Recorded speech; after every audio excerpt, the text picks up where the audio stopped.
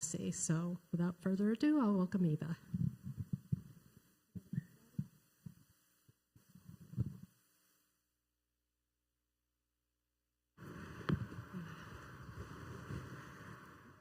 Can you hear me? Okay, good. Thank you so much, Tammy. It's a real blessing to be here at your church, and I thank you so much for inviting me. I'm going to be speaking today about digital currency, Revelation 13, and preparing for Satan's no buy, no sell policy. And this is important because these are the things which are shortly come to pass, as I talked about earlier. But just a disclaimer, this is just for educational purposes only. This isn't financial advice. I can't possibly tell you what to do with your 401k, even though people ask me. I can't tell you what to do with your 401k.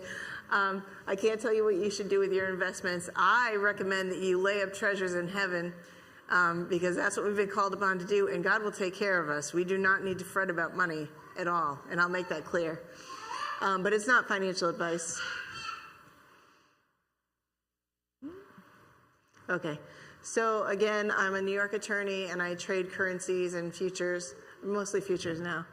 But in my work, I constantly monitor what's going on with the central banks. What are they saying? What are they doing? Because it moves the market. So I have to know.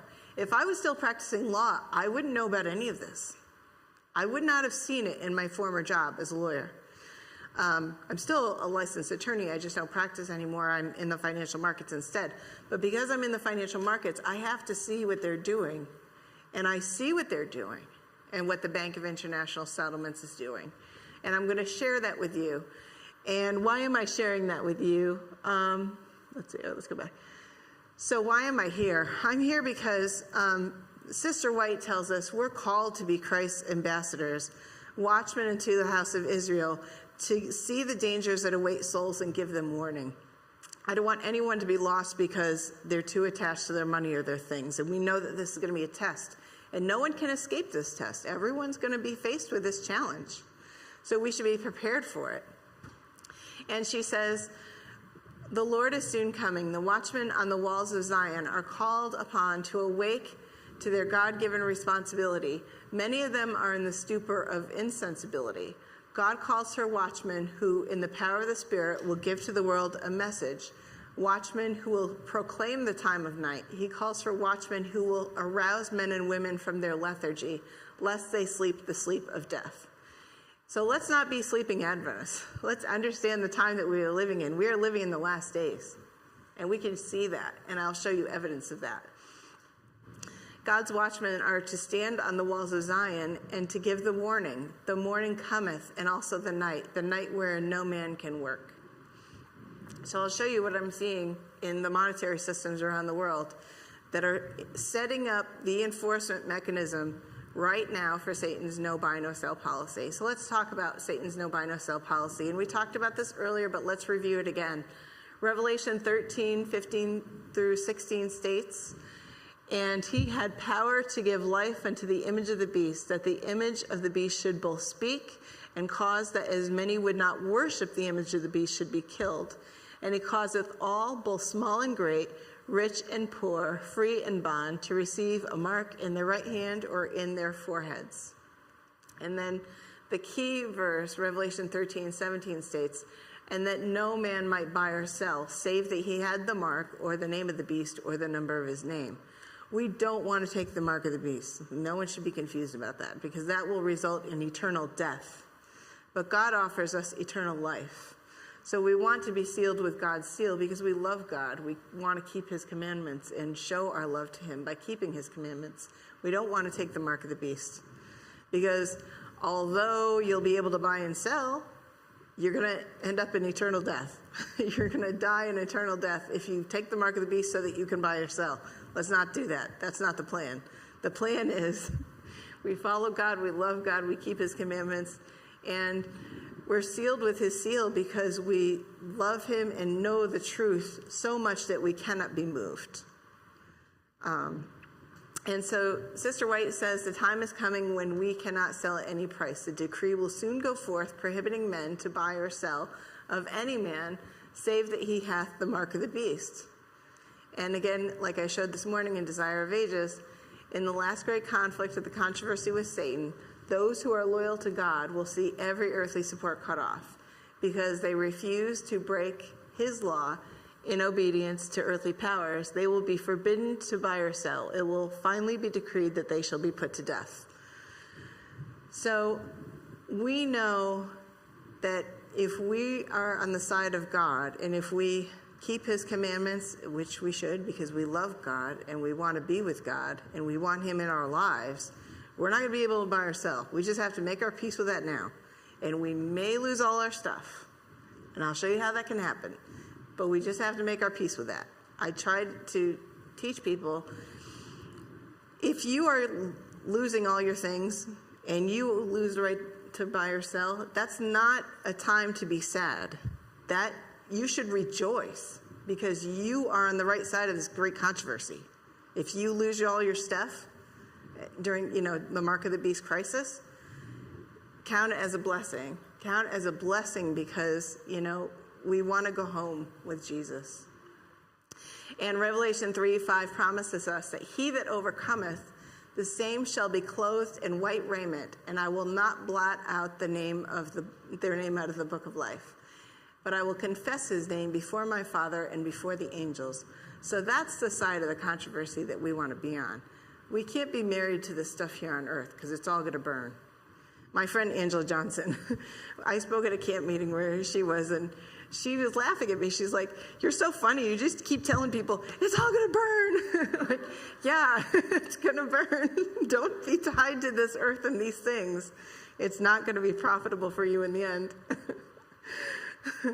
So let's talk about CBDC and how it falls into Satan's no buy, no sell policy. Again, to review, what are CBDCs? Central bank digital currency is fully programmable, and that's the key, is the programmability.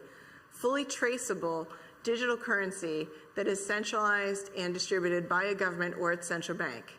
And because it's centralized to that authority, they can control, it's fully controlled and programmed by the authority that issues it. This means the government can surveil all your financial transactions in real time and control when, where, and upon what you can spend the currency. And they just enforce it with a line of code. Because of the programmability aspect, they can just program it so that you can't use it if you're not, following the mainstream ideas and following the mainstream rules. Like during COVID, you could have lost your ability to buy or sell.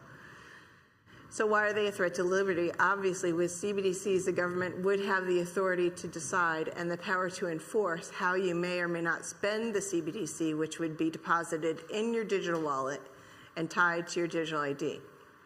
And they offer no benefits to the public other than they can allow governments and their central banks to fully constrain you and to elicit whatever behavior they want from you. That's the only benefit to them of CBDCs. There's no benefit to you. The benefit to them is they can elicit whatever behavior they want from you by controlling your money. And it's not just me saying this. I'll show you the central bankers who are saying this. This gentleman is the general manager of the Bank of International Settlements. And in October 2020, he described the difference between cash and digital currency.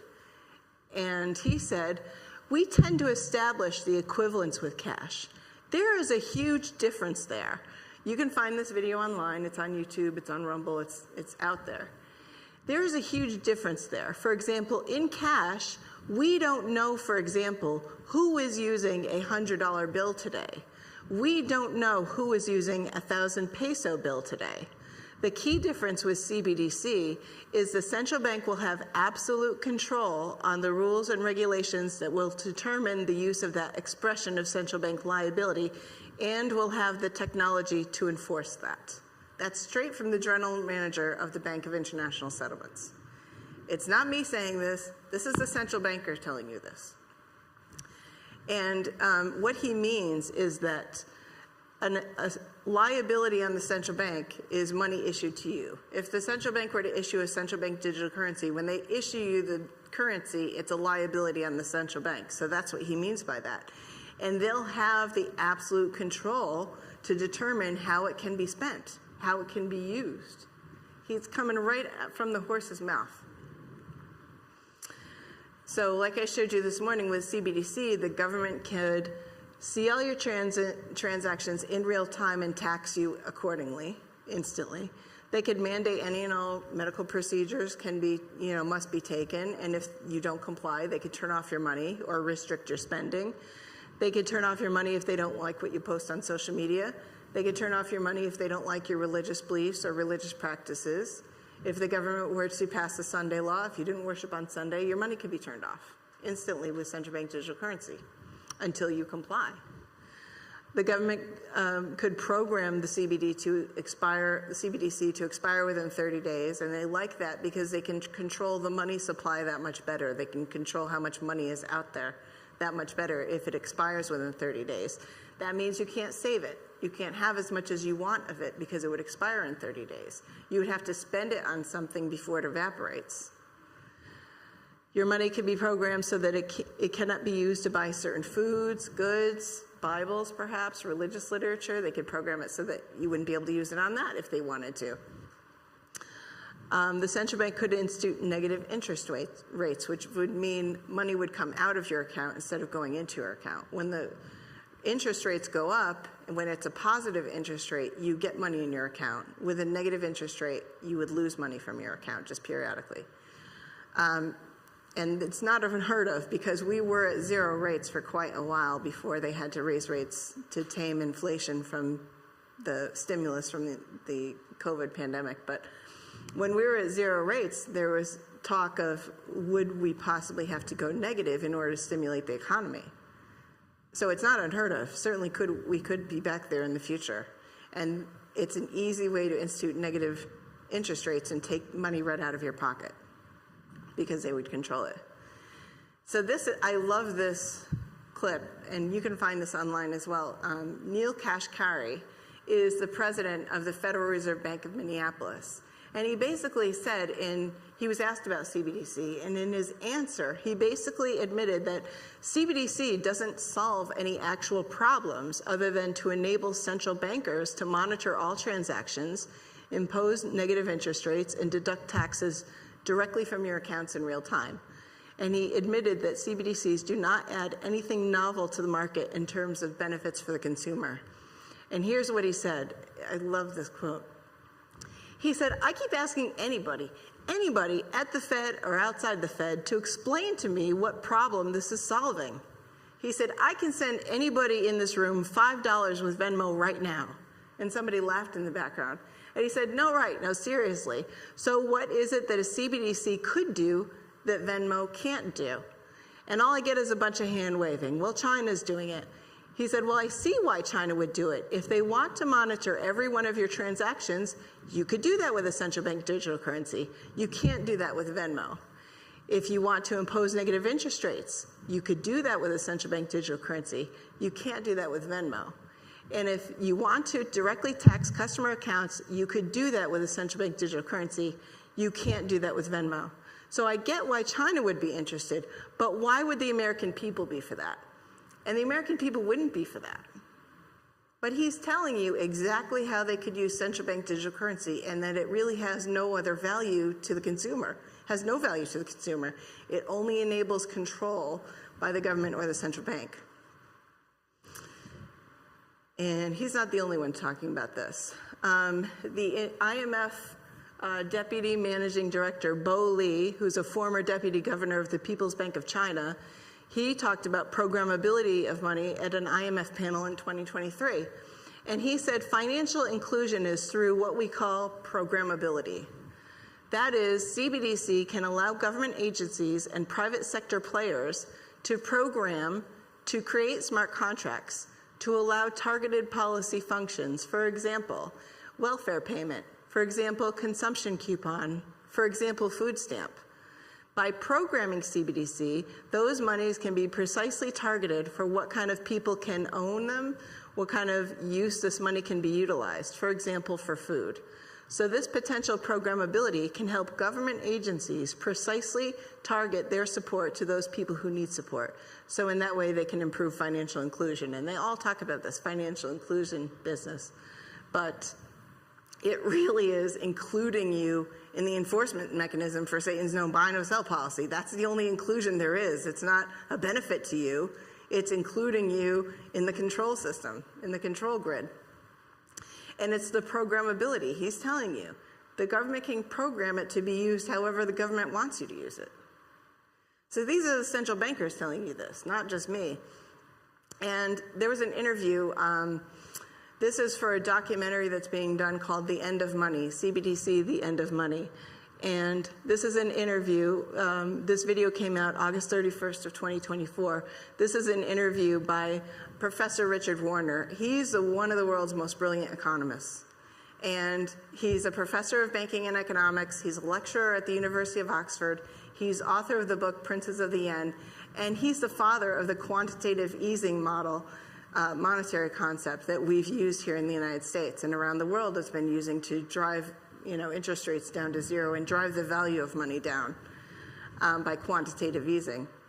And he's an expert on central banks and CBDCs. And in the interview that he gave for this documentary, he has a lot of comments, so I'm going to go through them, but I include them because he illustrates how well they would be able to control you with central bank digital currency. His comments are very good to understand. They're very illustrative of understanding this concept. So he says CBDCs are presented as if it's something brand new when the reality is that we've been using BDCs, bank digital currencies, for many decades. There's nothing new about that, and it works well. Bank digital currencies, that's our current system. So the only difference is the central aspect. And who's pushing for this? Well, the central planners. The central bankers want this because they can control you. They really could control you now if they wanted to, if they put pressure on the banks. Because like he said, we do use bank digital currency. Very few people carry cash around anymore. We run around with debit cards and credit cards. And if Bank of America wanted to stop you from using your credit card for certain things, they could certainly program your card to do that, to not be acceptable for certain things. Most products have codes attached to them, so they know what you're buying. And they've protected that information for the most part, except for with January 6th. People who had Bank of America and were in DC on January 6th, Bank of America didn't even wait to be asked by the FBI for that information. They turned over the list of their accounts of account holders to the government, to the FBI, of those people who were in DC using their cards in DC on January 6th. They violated customers' privacy with that. And the banks have been very good about keeping our privacy for the most part, except for that, that situation. But, they can certainly, they have the control when we use our debit cards and our credit cards. They've been very good about letting us do what we want. But with CBDCs, the government would have that control. So the central planners, the central bankers want this control. And he said, is there a need for it? No, there's absolutely no need for this because the current financial system doesn't have any problems in terms of settlement of transactions because you have choice. But once you introduce CBDCs, there's many risks and dangers of that. But one obvious one is you are actually going to reduce choices because for CBDCs to properly do their job, from the perspective of the issuer, the central banks, you need to get rid of the competition. You need to get rid of cash. That's actually a declared goal of CBDCs. He says you've got plenty of studies by central banks and other economists in favor of CBDCs arguing that we need to abolish cash and then introduce central bank digital currencies because then we can have negative interest rates. We can take money directly out of people's pockets. And then he went on to say, while you still have cash, you can flee from the financial system and put your money in cash, and then they can't punish you with negative interest rates. That's why they want to abolish cash. But most of all, the really big dangers of CBDCs is the programmability, which is essentially, it's not even money. Your money becomes potential money because it depends on a central planner to agree that you should now be allowed to spend this money in this location for this particular transaction and in this particular volume, if you want to do so. But why should that be conditional? When they describe programmability, that is what it's all about. So if you wanted to spend that central bank digital currency, you have to have the agreement of the central bank that you should spend that money at that location for that transaction in that amount. That's the control that central banks and governments would have with CBDC. He goes on to say, the push for CBDCs is the final step in a multi-decade program by central planners to increase their power over the people, over countries.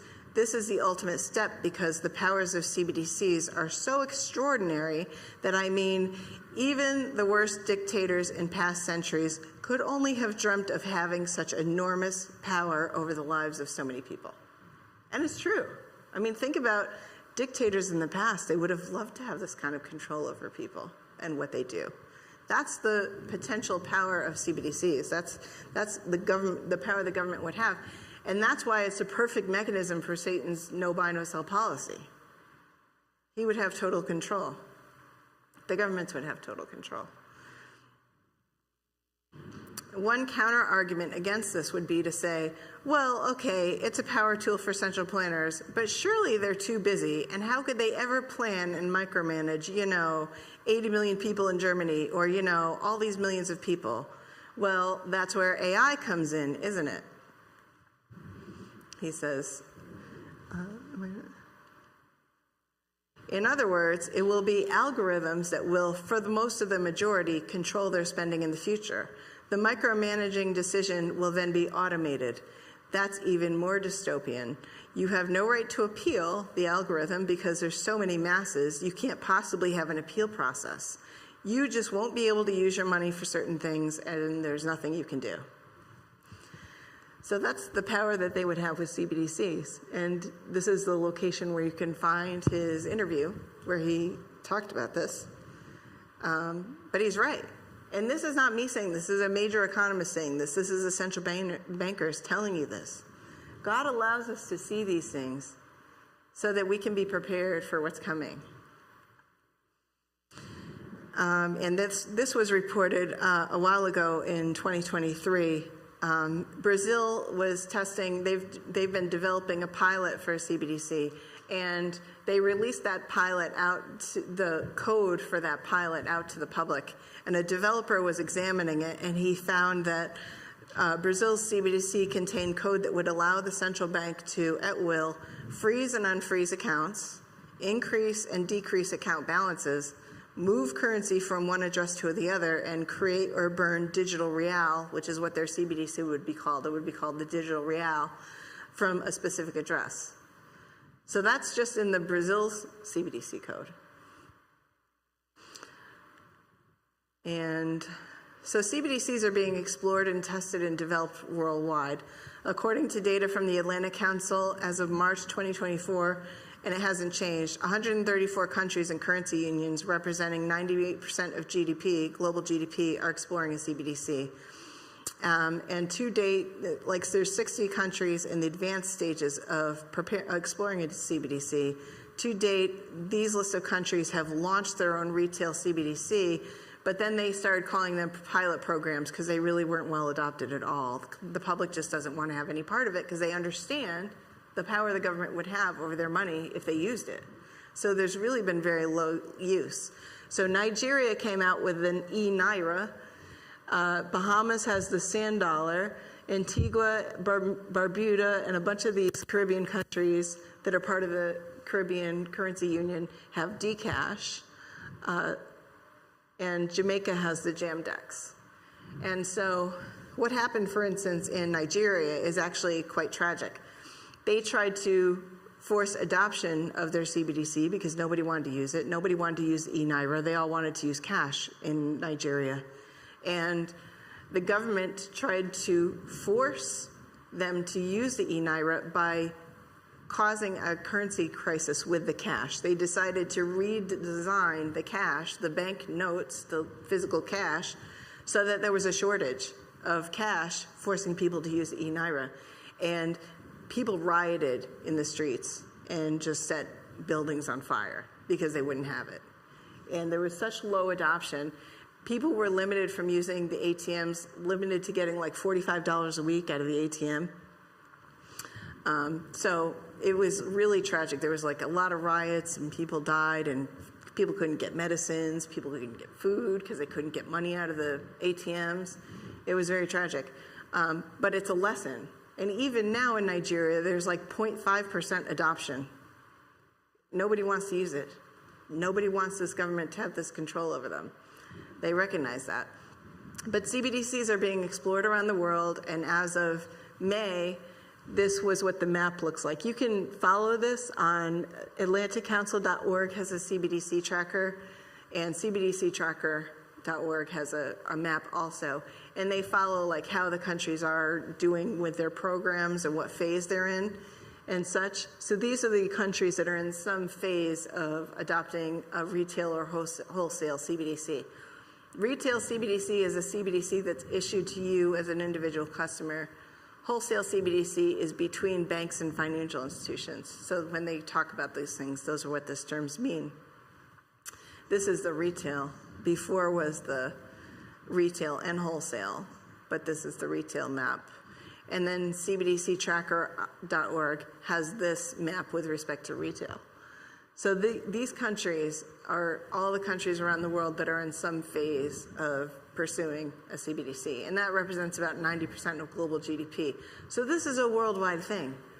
Satan is working on this around the world, and we can see how he's developing the mechanism for his no buy, no sell policy. Jerome Powell, the chairman of the Federal Reserve, he was asked, he testified before the U.S. Senate Banking Committee on March 7th of 2024, and he was asked about CBDC. And he keeps saying this. He said, if we were ever to do something like this, and we're a very long way from even thinking about it, we would do this through the banking system, he said. The last thing we would want with the Federal Reserve would be to have individual accounts for all Americans, or any Americans for that matter, is basically what he said. And he keeps saying this. We're not even thinking about it. You know, this is a long way off. We're not even thinking about it. He's not being truthful with you. Not only have they thought about it, they've tested it, they've created it, they've tested it, and it's on the shelf ready to go.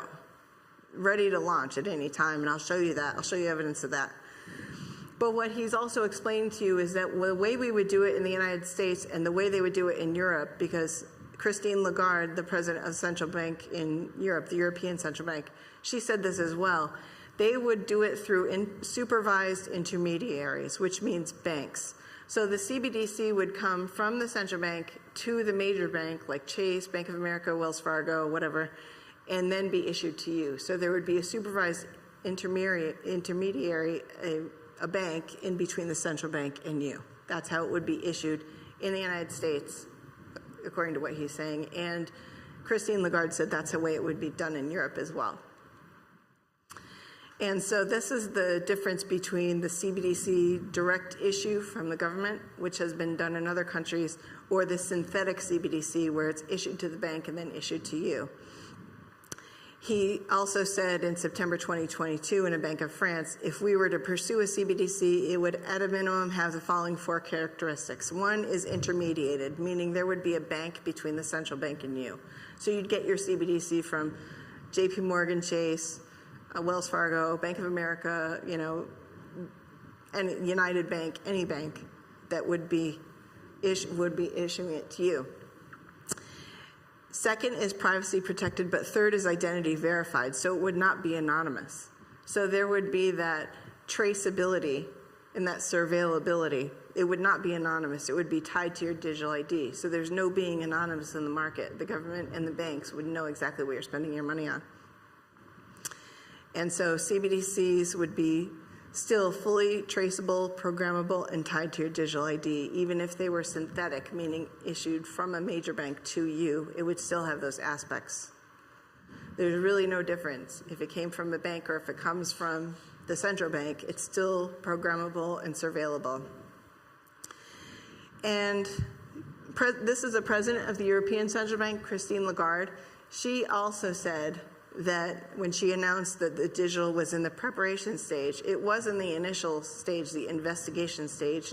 It's been in the preparation stage, and they expect to end that preparation stage in October of 2025. And she has said that in October 25, there's going to have to be a decision time for the European Central Bank, the European Council, and the digital euro.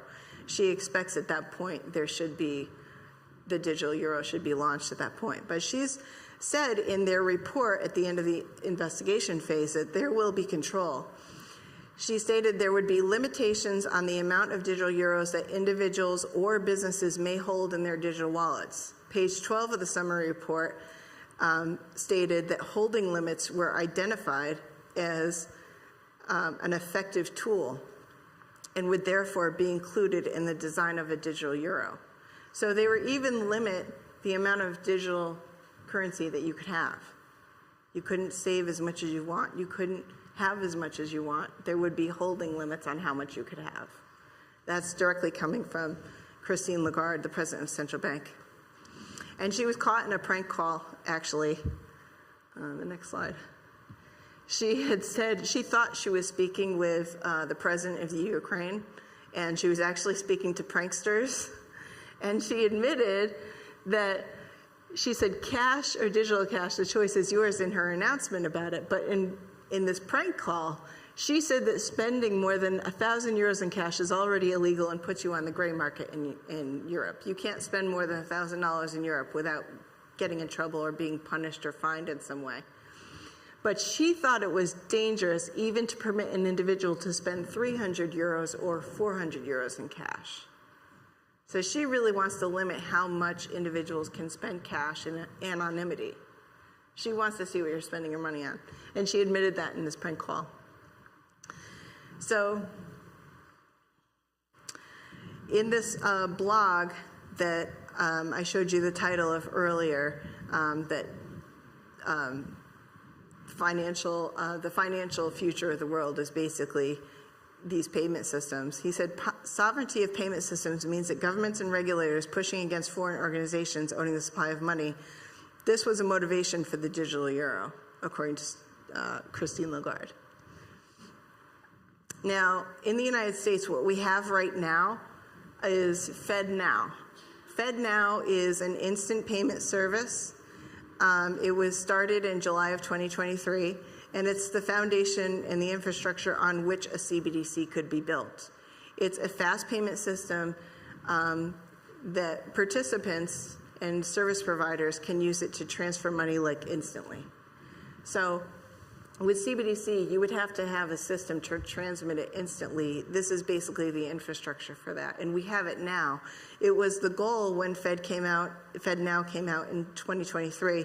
It was the goal to have 10,000 financial institutions participating, and they've really been very slow with that. As of this month, the end of May, there were only 1,355 banks and financial institutions participating. So they're way behind in there trying to get 10,000 banks and financial institutions to use this. There really has been low participation in FedNow, but it is there and it's out there, and it's the structure on which a CBDC could be launched. Federal Reserve Chairman Jerome Powell, he said, we're nowhere near adopting a CBDC. We're nowhere near recommending, let alone adopting a central bank digital currency in any form, he told the Senate Banking Committee when he testified before them on March 7th, 2024. He says, people don't need to worry about it. But that's not true, because Project Hamilton has been a multi-year exploratory research project by the Boston Fed and MIT. And in December 2022, they reported that their open CBDC software was extremely successful and was improved.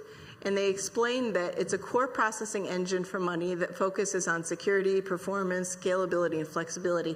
It provides the code base to support 1.84 million transactions per second, which is an order of magnitude above what we use now with credit cards and debit cards. That's way beyond what our capability is now. So this system that they developed is extremely successful, and it's just ready to go.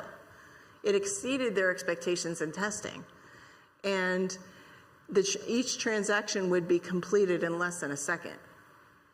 So they've been extremely successful in their testing of Project Hamilton and the digital dollar. So it's just ready to go. They just don't have a crisis yet to force it on people. Nobody wants to give up their cash. Nobody wants this. But Jerome Powell was also asked in that Senate Banking Committee hearing, do you still agree that the Federal Reserve cannot introduce a U.S. central bank digital currency without congressional authorization? And he said, yes, I do. So he won't do it without Congress's authorization. But how quickly could Congress act? Well, let's look back at our recent history. When the pandemic was reported by the World Health Organization, the WHO, on December 31st, 2019, the CARES Act was signed into law on March 27th, 2020, and the PrEP Act was also signed into law on that day. That's just 2 months and 26 days after the pandemic was reported to the WHO. That's very quickly. That's how quickly Congress could act if there was a crisis wherein they felt they had the justification to launch the CBDC. They could act that quickly in giving the congressional authorization to launch the CBDC. So it's not unheard of, and it's not that far into the future. All they need is a crisis. Could they do another pandemic? Yes. I personally think they would do something that would threaten the security of the internet, of money on the, cash or something like that, like some sort of global security crisis, I think is what they would use to force all central banks to launch their CBDC. I think it would have to be a global cybersecurity event personally, but we'll see. We'll see what happens. But the SWIFT, this is another development that shows you how close we are to having CBDC worldwide, is that the SWIFT Global Messaging Network announced on March 26th of 2024, that's more than a year ago, that it was planning to launch a CBD platform in 1 to 2 years, that they were ready to go. Their CBDC test was, the phase of it that they completed was called Connecting Digital Islands. It was phase 2 of their sandbox project.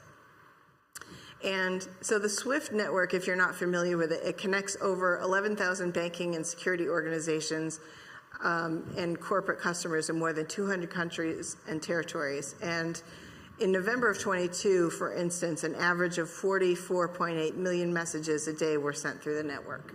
So it's a worldwide global network that people use to transfer, wiring instructions and messages and such. And they were able to do in their testing, they were able to ensure that any country's CBDC could be used together in their platform that they were ready to launch in 1 to 2 years. That means it doesn't matter if one country builds their CBDC in one protocol or platform and another country did it in another protocol or platform.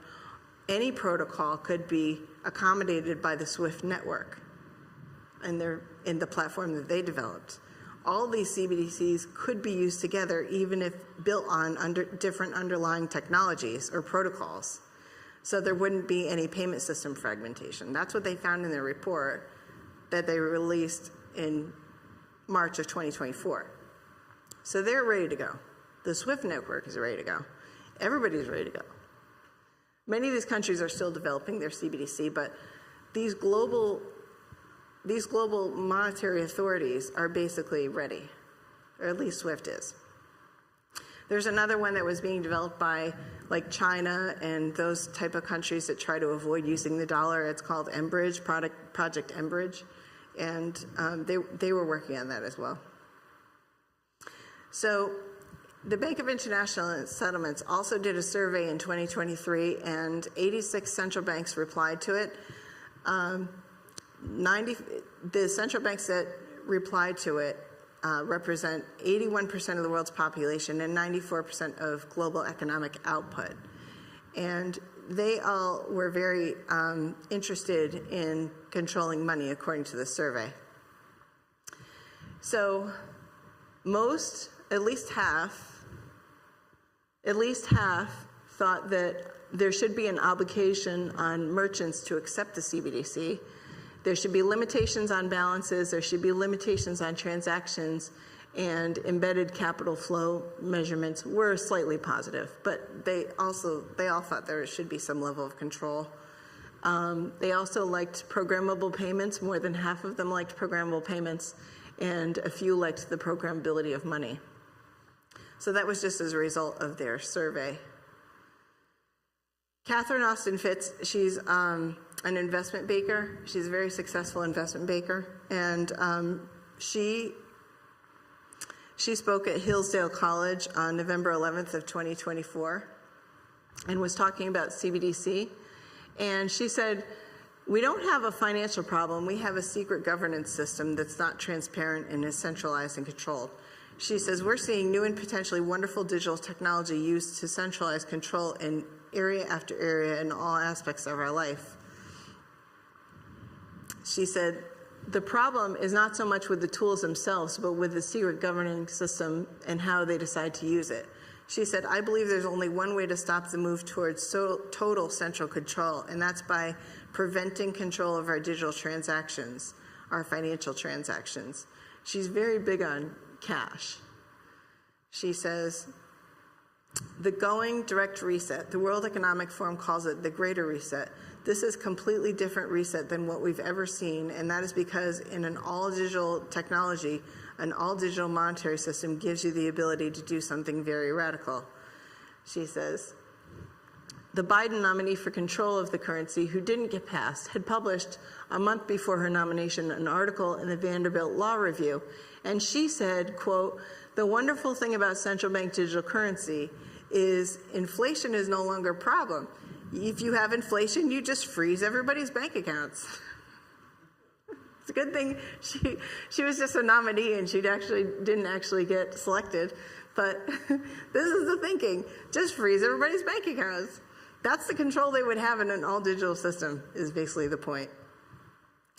She said the very important thing to understand about central bank digital currency in an all-digital system is that it's not a currency, it's a control grid. So its only purpose is to control people and to elicit the behavior that the governments want from people. So this is all these people in the world that are saying this. It's not just me.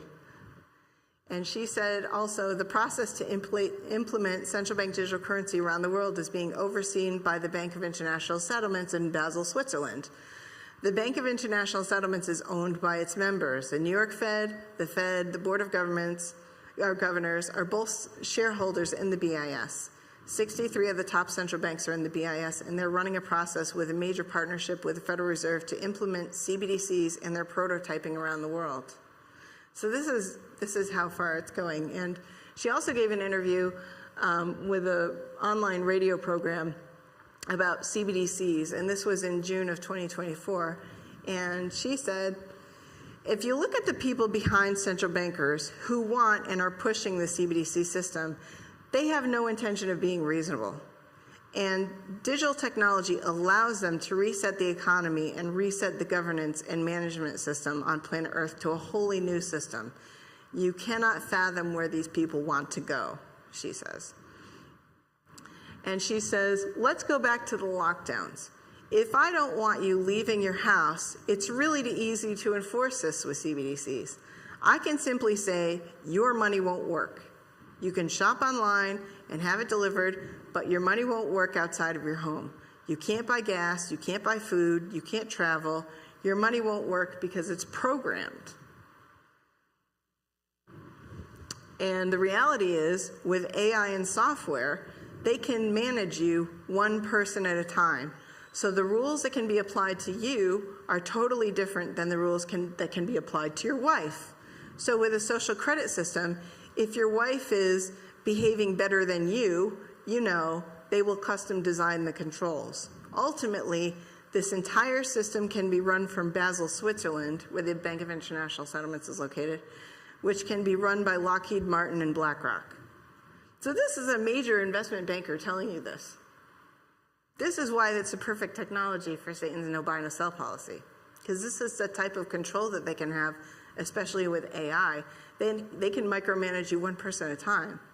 Are you misbehaving on social media by saying stuff they don't want you to say?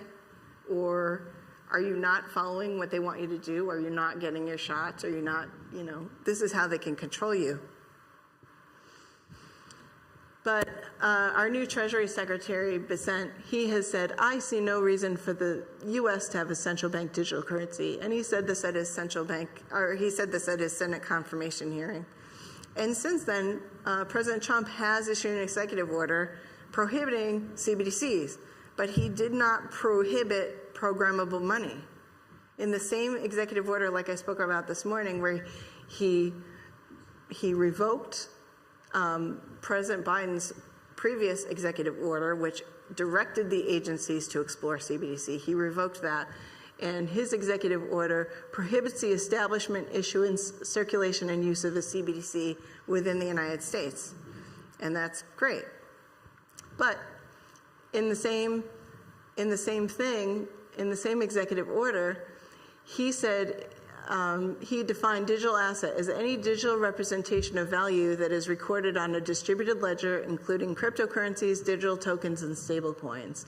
And he made it a policy of his administration to support the growth and use of digital assets and related technologies across all sectors of the economy, including by promoting, protecting the sovereignty of the United States dollar, including through actions to promote and develop the growth of lawful and legitimate dollar-backed stablecoins worldwide.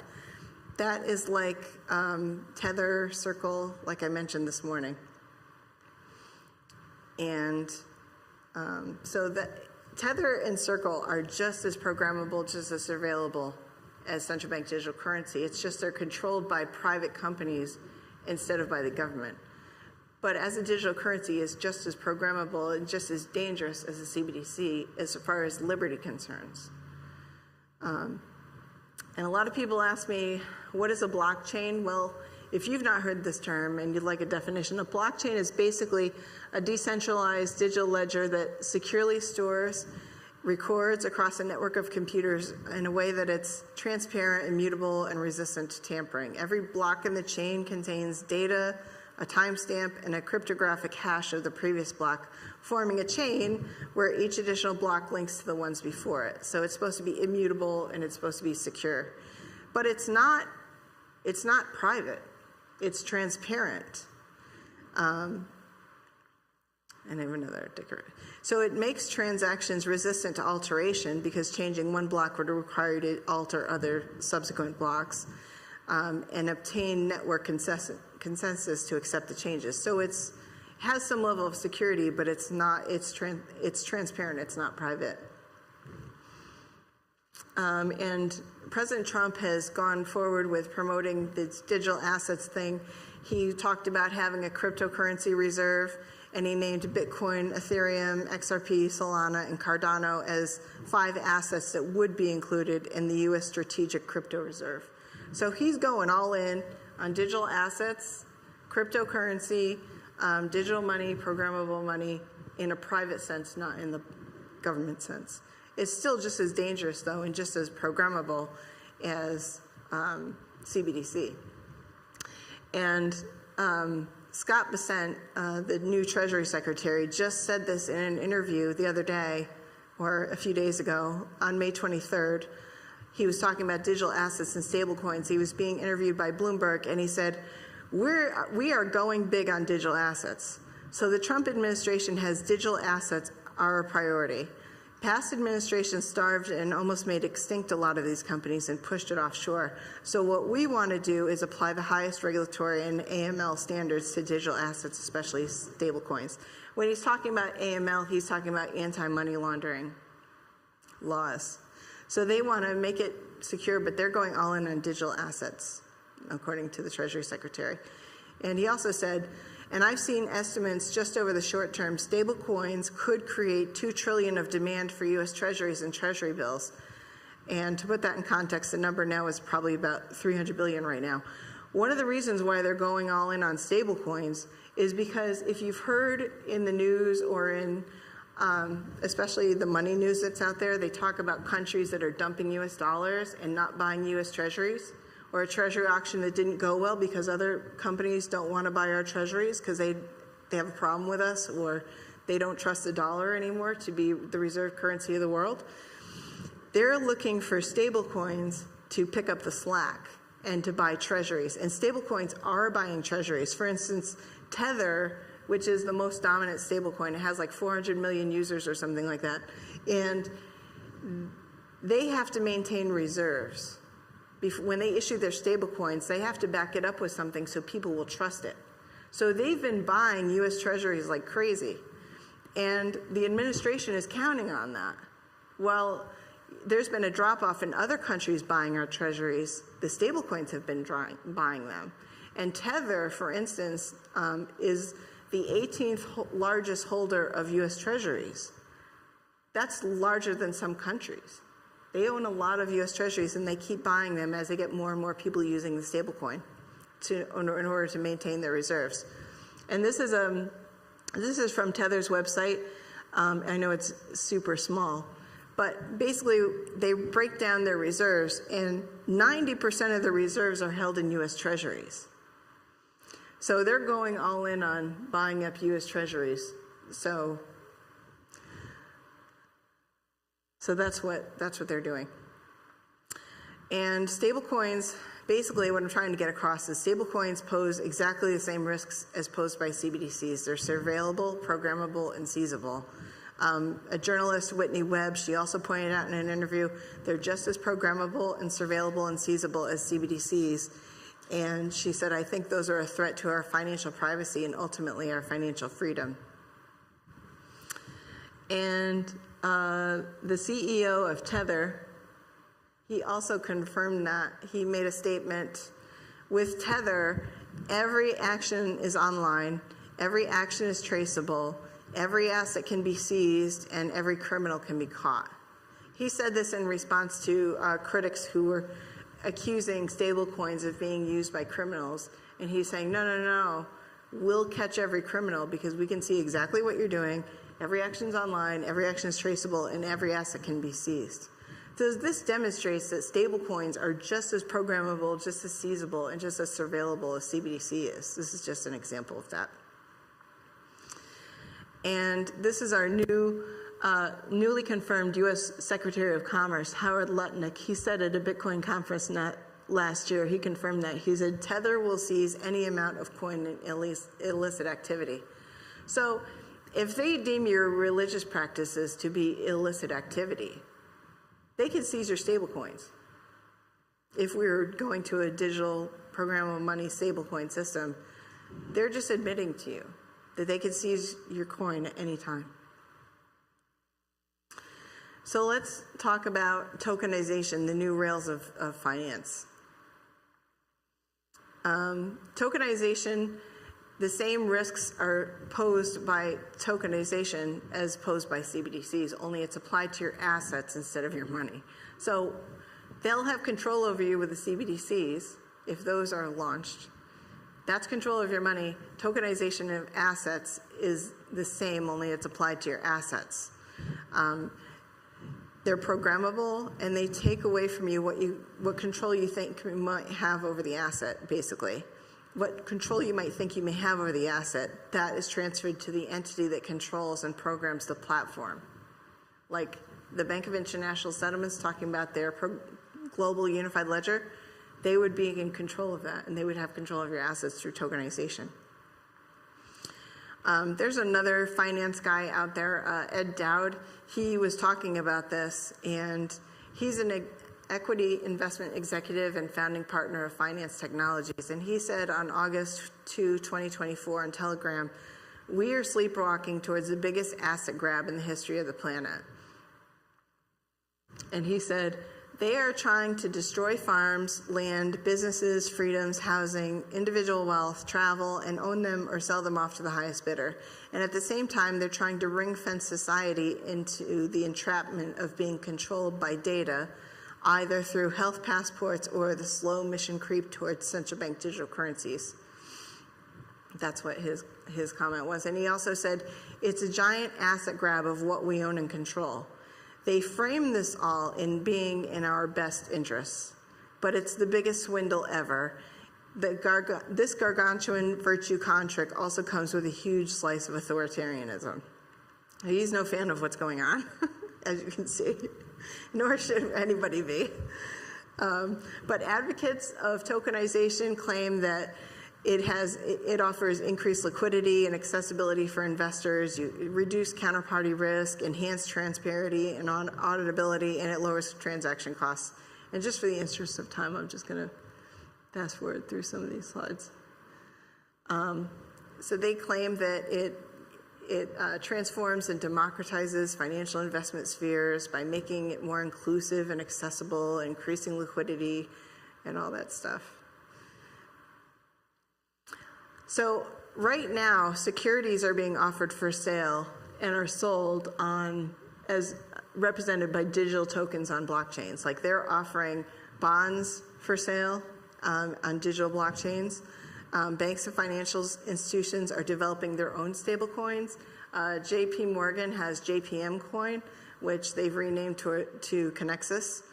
Other banks are working on their own stable coins as well. And real-world assets are being tokenized around the world, and there have been developments around tokenizing natural assets like hectares of land, hectares of a rainforest, bodies of water rights, mineral rights, that types of thing. They're trying to tokenize as well.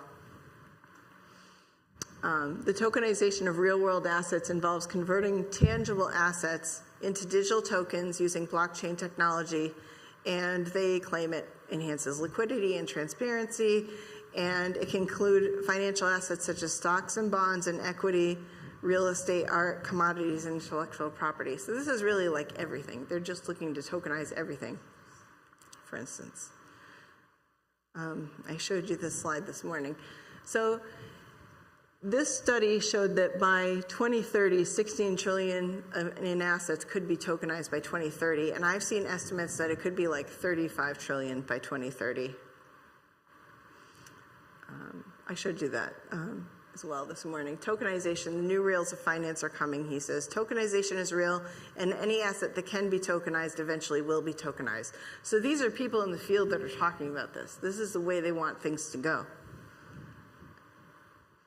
And he said in that interview, he said, industry insiders are painting a clear picture that tokenization, with its potential to streamline regulated asset transfer significantly, isn't a pipe dream, but it's the future of financial markets. So they're all looking at this, people in this industry are looking at this as the future of our financial markets.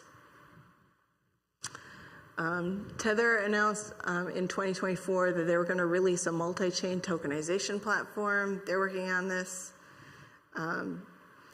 Tokenized equities is a digital token or coin that represents shares in a corporation or organization. They're all talking about this on Investopedia and everything. I'm just trying to move along more quickly in the interest of time. In this article, CoinDesk reported that over $1 billion in U.S. Treasury notes have been tokenized on public blockchains. So they're already doing this with securities and Treasury notes. And let's see. Yeah, so in that article, they basically said that the market value of Treasury notes tokenized through public blockchains like Ethereum, Polygon, Avalanche has crossed over the 1 billion mark. So this was just in 2024. BlackRock is all in on this tokenization as well. They've been an advocate for tokenization, believing it to be the future of financial markets. And the CEO of BlackRock, Larry Fink, has stated that it's the next generation for markets and the next generation for securities will be the tokenization of securities. So this is how the industry is going towards this. They're all want to, I'm just showing you examples of that. BlackRock created a new fund on the Ethereum network called the Build Fund, the BUIDL Fund, the BUIDL Fund on the Ethereum network. So they're starting in on this real world asset tokenization by starting this fund. And they've also made investments in a firm called Securitize, which is an asset tokenization company. So this is the way these major money merchants are going. They're all working on this digital tokenization of assets.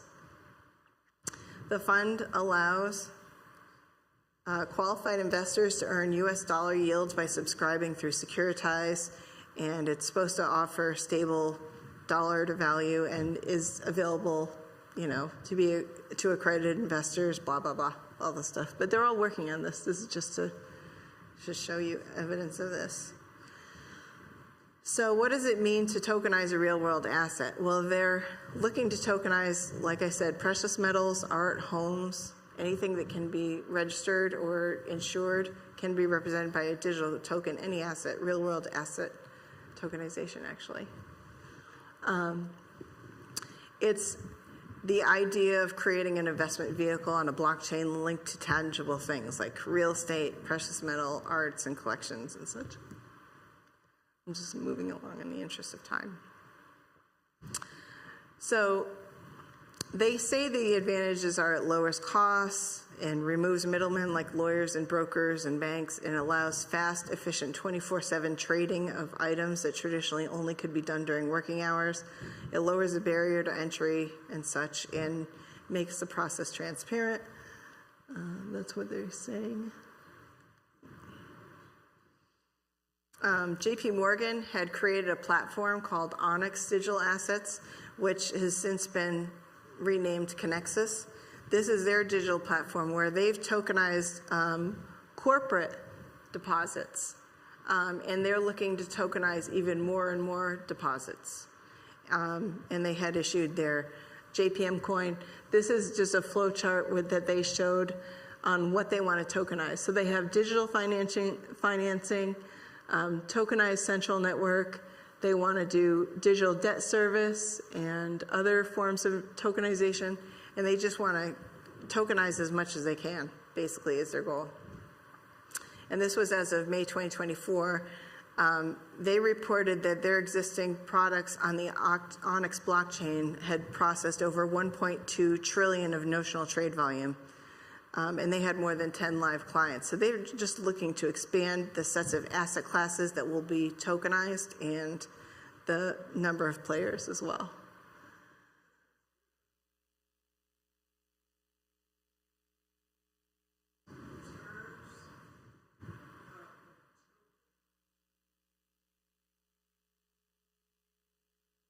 I don't know why they use these terms, but that's the terms that they use, token and blockchain. This is just the industry came up with these words. I'm not really sure why, but that's what they're doing. So Connexus, Onyx has been renamed towards Connexus, and JPM coin was renamed to Connexus Digital Payments. And so that's what JPM's been working on. Just gonna fast forward. So said a JP Morgan representative, with growing transaction volumes, client adoption, and product expansion, we're poised to accelerate the adoption of blockchain technology and tokenization into mainstream financial services. So this is what they want to do. They're trying to expand tokenization, asset classes, expanding the people who would participate in it. And there's been the tokenization of natural assets. There are people who are building platforms to tokenize natural things like water rights, natural resources, forests, minerals, that type of thing. And they claim it's going to incentivize conservation. I don't really think so. They may displace some native populations, probably. They claim it'll be transparent and secure and scalable. And so it's called the regenerative finance space, the refi space is what they're calling it. And they want to preserve, they claim they can preserve ecosystems and combat environmental gentrification by tokenizing them. There's the company Bricken who's trying to tokenize natural resources and such. So let's move on to talk about tokenization of assets on the global unified ledger that I spoke about earlier today. And this was a plan that was adopted or announced, I should say, announced by the Bank of International Settlements in its annual report on June 2023. And the title of the report was called Blueprint for the Financial Monetary System, Improving the Old and Enabling the New. And like I said earlier, they're looking to tokenize all assets, deposits, bank deposits, securities, any stocks you own, any bonds you own, anything in your 401k, your house, your car, anything that can be tokenized, they would like to tokenize and held on the Global Unified Ledger. And they even anticipate in the report that there may be local ledgers or domestic ledgers, like your country may have a ledger or something, and all the ledgers would feed into the Global Unified Ledger by the use of like APIs and such, and technology like that, feed into the Global Unified Ledger. That's all been discussed in their plan that came out in their annual report. And the troubling thing about their platform, not just that it's programmable and not controlled by you, but by the Bank of International Settlements, who has a general manager who is very giddy about CBDCs. If he's that happy, you should watch the video. He's like so giddy about the fact that we don't know what you're doing with a $1,000 peso bill, but we'll know with central bank digital currency, we'll be able to control what you can spend your money on. And in that video, he's like almost giddy about it.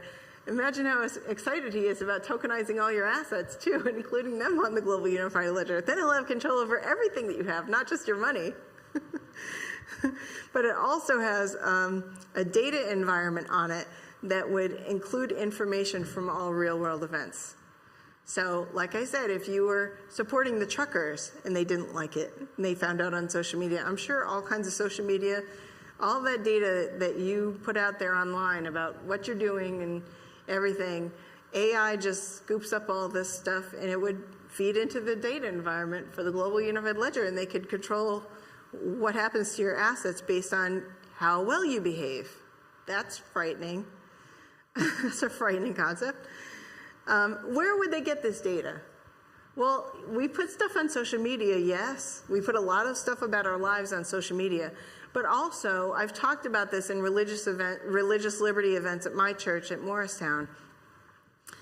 There is a ton of surveillance that your phone does on you all day long. Even when it's on, off, or otherwise, your phone is a surveillance tool. It surveils you. This guy, you should watch his videos on YouTube. His channel is called Rob Braxman Tech, and he sells some services that are private, like a VPN and a community and a private community, and he sells de-Googled phones. And he does all these videos showing you how your phone surveils you constantly at all time. And he says iPhones are the worst because you can't even turn those off. And there's iPhone uses BLE, which is Bluetooth Low Energy. So it will surveil you, and if it can't send it to the Google Vault, it sends it through information like Bluetooth through other local Apple phones that might be connected. So it's crazy, but he goes through all of it. He's this great tech guy, and he goes through the detail of how your phones are surveilling you, whether it's Android or iPhone, if it's Google phone, or if it's Android and it's constantly surveilling you. After 9/11, the NSA had the PRISM program, which is still in effect. That wiretaps every phone call. Every phone call is basically wiretapped through the PRISM program on your cell phone. I mean, through your cell phone, through any phone call that goes through the telephone wires is basically wiretapped under the PRISM program from the NSA. And all text messages. So they could see what you're sending in text messages and everything. What's fascinating is that he talks about, in some of his videos, there's the development of AI agents, which are even more dangerous.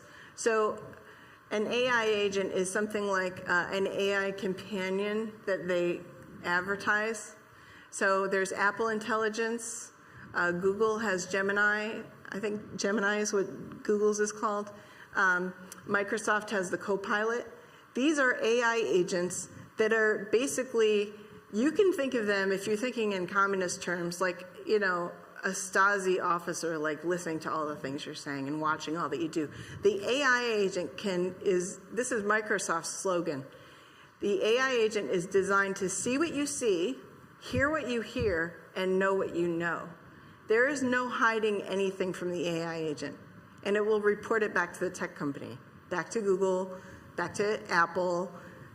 This is where they're surveilling. This is where all this data would come from that would go into the global unified ledger. They would have information on all of our lives through all of this technology that we carry around with. If you had, for instance, encrypted keys for your crypto or whatever, there's no hiding that from the AI agent. There's no point, if you've heard about Signal, it's supposed to be an encrypted service where you can send messages that are encrypted. So you're not hiding it from the AI agent because the AI agent can see what you see, hear what you hear, and know what you know. So it's really dangerous, all this technology we use from a privacy standpoint. There is no privacy when you're using this type of technology, is basically the point. But his videos are great. I would recommend you take a look at those. So if you remember, the World Economic Forum had this slogan called, "It's 2030, you'll own nothing and you'll be happy." This is how they could accomplish all of that. It's very clear. This is how they could accomplish all that. Central bank digital currency, digital IDs, and tokenization of all property, securities, bank deposits on the global unified ledger. That's how they could accomplish this. There's a documentary called The Great Taking. I don't know if you've seen it. It's by David Rogers Webb, who's Whitney Webb's father, I believe. And it's a great movie, documentary to watch. It's called The Great Taking. It's at thegreattaking.com. You can find it on YouTube. You can find it anywhere. It's great to watch, but he's just talking about securities. The system's set up so that you think when you buy a stock or you buy a bond or something that you own it outright. You don't. Apparently you have an ownership interest in it. And ownership is through like the clearinghouses and the banks and everything, because they have collateralized the market and they sell derivatives and everything on these things. If there were an economic collapse, you wouldn't own any of those things. They'd be taken from you, and that's why he calls it the Great Taking. And he goes into great detail and articulates how securities and such would be taken from you that you invest in. But he's just talking about securities. This is everything else. This is like your money, your assets, and everything. But I don't tell you these things to scare you, but I just want people to be aware so that we can see how Satan is setting up his no buy, no sell policy, because we shouldn't have a spirit of fear about these things, but we should. I feel like if we can see what's happening and can wrap our minds around it, we will be better prepared and not lost. We can pray and trust in God to protect us, because he will protect us. He will provide for us. But if we can see how it's happening, I feel like we can wrap our minds around it and not be lost because we're attached to our money or our things. That's why I share these things with you. I don't want to scare anybody. Catherine Austin Fitts, she said something very interesting. She said about the tokenization on the global unified ledger. She said in a video she titled "CBDC or Stablecoins, the sinister plot is the same." She said, "I just spent some time looking at the BIS website, looking at their vision of literally creating a token on every asset on the planet and integrating it with a digital monetary system," she said, and she continued, "which of course I know could be integrated with the social credit system. So it's sort of CBDC, but much worse because all of your assets are integrated in." So this is not just me saying this, analyzing this report and saying this. This is coming from Catherine Austin Fitts, who's a very successful investment banker. So she's seeing this as well. And she says, and that makes it easier to liquefy your assets, which could be good or bad, but it also means that it subjects your assets to a social credit system, so it's basically a complete control grid. And she says, "I can see all sort of very positive use for asset tokenization, but if you look at asset tokenization in the hands of people that want central control, it's absolutely frightening to me." So she's worried about it as well. "To me, the danger is in an all-digital system with a high-quality digital ID, and then you're on another planet in terms of control." So it's not just me saying this. These are experts in the world who are not Adventists who are saying this. But it fits in perfectly with Satan's no buy, no sell policy. We need to recognize the times that we are living in and understand, we're living in the last days, and we need to get the three angels' messages out there and get the gospel spread around the world, because we're really very close.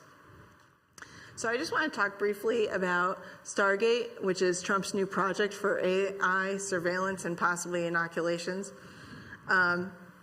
He talked about this shortly after he became president, and I'm talking about Trump and Biden. I am not partisan. I'm not for one or the other. I don't think one is bad and the other's.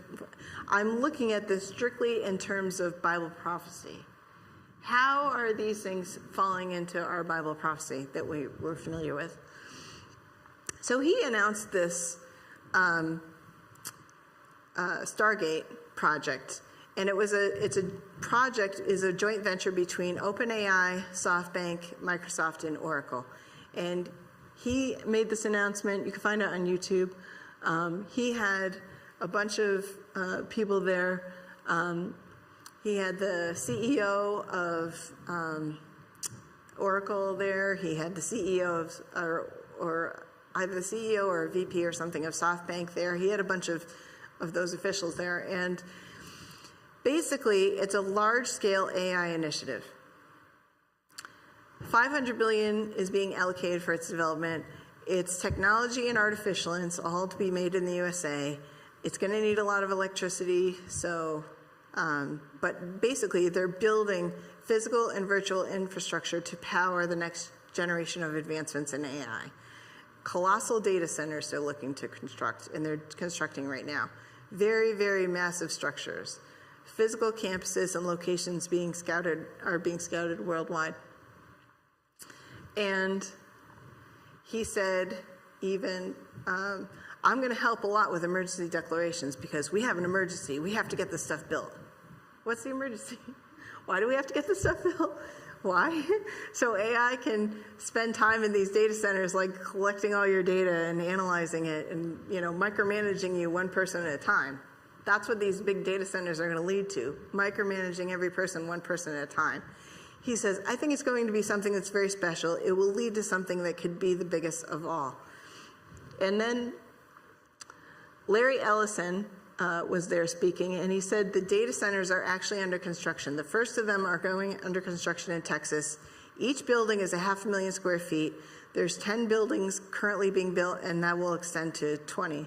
And more will be built in other locations. This is their plan.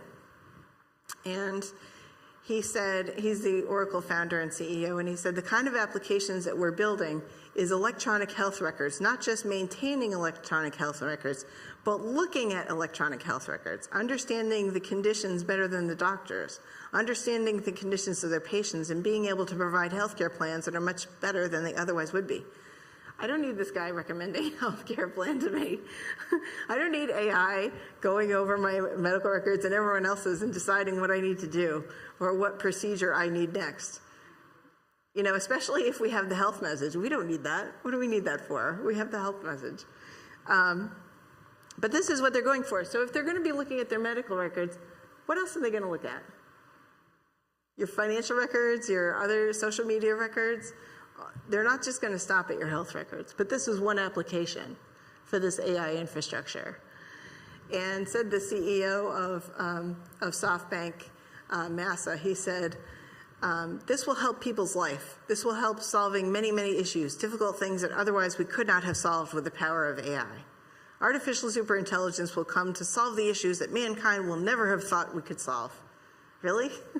No. They're going to find a way to control you with AI, I think, personally. But it's also worth noting that this is a hat tip to the Healthy American. Stargate is the name of a CIA project that was transferred from the DIA, decades ago to the CIA. So it's interesting, is all I'm going to say. But and the Bank of International Settlements, they're all in on this AI thing, but AI is not trustworthy. If you know anything about AI or if you've read studies about AI has the capability of deceiving humans already. That's just a basic knowledge. It already deceives humans. And it's mistaken a lot of the time and will lie. Under studies, it's been shown to manipulate people, lie, and cheat. And this is just from the Bank of International Settlements 2024 report. They acknowledge some of the problems with AI. They said, of course, there is substantial uncertainty about the long-term capabilities of Gen AI. Current LLMs can fail elementary logical reasoning tasks and struggle with counterfactual reasoning. When posed with a logical puzzle that demands reasoning about the knowledge of others and about counterfactuals, large language models display a distinct pattern of failure. They perform flawlessly when presented with the original wording of a puzzle, which they've likely seen during their training, but they falter when the same problem is presented with small changes of innocuous details such as names and dates, suggesting a lack of true understanding of the underlying logic of statements. Also from their report, they said ultimately current LLMs do not know what they don't know. They suffer from the hallucination problem. They can present a factually incorrect answer as if it were correct and even invent secondary sources to back up their fake claims. AI has already been shown to do this. If it doesn't know the answer, it'll make it up and then make up fake secondary sources to back up what it said. So they have this boring over all of our data, but that's okay. Unfortunately, hallucinations are a feature rather than a bug in these models, they say, because they're trained to predict statistically plausible word based on some input, but they can't distinguish what is linguistically probable from what is factually correct. And this is a study that was done on AI deception. They said AI systems are already capable of deceiving humans, and large language models and other AI systems have already learned from their training the ability to deceive via techniques such as manipulation, sycophancy, and cheating the safety test. AI's increasing capabilities at deception pose serious risks ranging from short-term risks such as fraud and election tampering to long-term risks such as losing control of AI systems, according to the study that was reported in 50 patterns. And they call for proactive solutions. So AI is not a great, not great, in my opinion, not trustworthy. But they're going all in on this AI boom. And Treasury Secretary Bissett said, because of this AI boom, we're becoming the AI superpower of the world. So they're going to have AI pouring over all of our data in these data centers. And they're going to use that, I think, potentially to micromanage us. That's how it can happen with Satan's no buy, no sell policy. Because they have to be able to micromanage you one person at a time for Satan to have control over people through that. I think that's how they're doing it through AI. So are we preparing for the coming storm? And I don't present these things to scare you, but because God will provide for us, you know. Isaiah 40:31 says, they that wait upon the Lord shall renew their strength. They shall mount up with wings as eagles. They shall run and not be weary, and they shall walk and not faint. And on Councils on Stewardship, page 59, Sister White said, it is now that our brethren should be cutting down their possessions instead of increasing them. We're about to move to a better country, even a heavenly. And let us not be dwellers upon the earth, but be getting things into as compact a compass as possible. So we shouldn't be worried about our money and our things, is basically, I think, what she's trying to get across here. And I don't want anybody to be lost because they're worried about their money or their things, because God will protect us, and He will take care of us. And He provided food for Elijah, as we say in 1 Kings 17:2-6, that thou shalt drink of the brook, and I've commanded the ravens to feed thee there. He can feed us through the birds. And the ravens brought him bread and flesh in the morning and bread and flesh in the evening, and he drank of the brook. So God has a million ways to take care of us. And I've taught this class twice at Morristown, but I'm a huge fan of foraging. Huge. I taught a foraging class at Morristown twice now. And, you know, God is growing these plants all around us. Even in a food scarcity time, there is no reason why any of us should go hungry. We just have to be able to identify the food that God's already prepared for us, and it's already out there. There's things that, you know, the state will call noxious weeds that are so nutritious and ridiculously healthy. Dandelions, wood sorrel. I mean, there's all like plantain. There's like all these weeds. You can find them growing in the sidewalk, and they're super nutritious. They have medicinal properties. These things are growing all around us. There's no reason why any of us should go hungry, even if, we lose our money and our things. As long as you know how to forage, you have a skill that no one can take away from you. God is providing these things already. We just have to meet him halfway and be able to identify them. So Sister White also says in Desire of Ages, but to the obedient is given the promise. He shall dwell on high. His place of defense shall be the munition of rocks. Bread shall be given him and his waters shall be sure.